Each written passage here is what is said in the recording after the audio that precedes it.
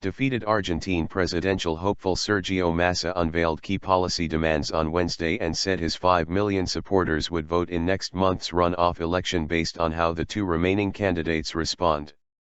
Massa, whose plans ranged from cracking down on drug runners to scrapping income tax for workers, stopped short of endorsing either ruling party candidate Daniel Scioli or his conservative rival Mauricio Macri. The stance that the two candidates take vis-a-vis these proposals will define where more than 5 million voters place their support, he said. Earlier, Scioli's hunt for swing voters suffered a blow when two of Massa's top allies said they would not vote for him. Macri has the momentum early in the race to the November 22 runoff after his strong showing in Sunday's ballot defied polls and shocked the ruling Front for Victory party, which had eyed a win in the first round.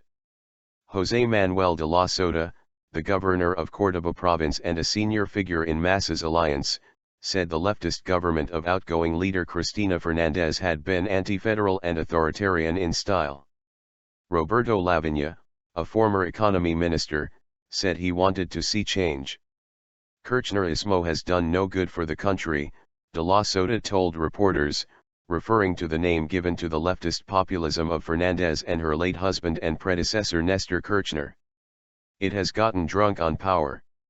The policy blueprint leaned heavily on Massa's first-round campaign pledges and included scrapping the income tax for workers, removing hefty taxes on corn and wheat exports, tackling narco gangs and stamping out corruption. Between change and continuity, change has already won, Massa said. Now what we need to construct is intelligent change. Massa allies on Monday told Reuters that Macri would find more common ground with the policy priorities than Scioli and that the document would be a tacit wink in Macri's direction. Reluctant kingmaker.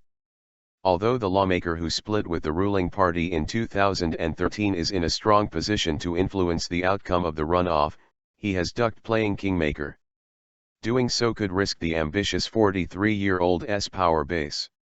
Many of his supporters blame Fernández for hobbling the economy but view Macri as beholden to big business.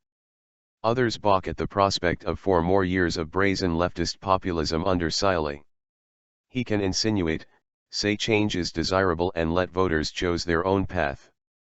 There is no need for him so split his own force, said political analyst Federico Thompson.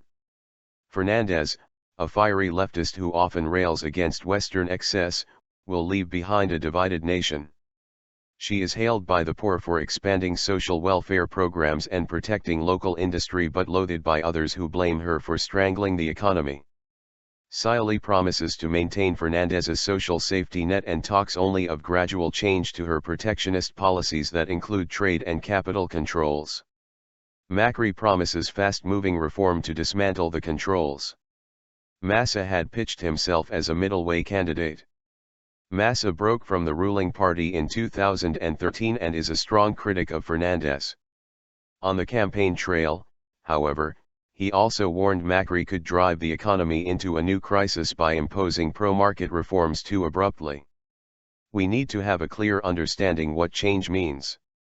But in any case, it is not a vote for the Front for Victory, said Lavagna, who was touted to return to the economy ministry had Massa won.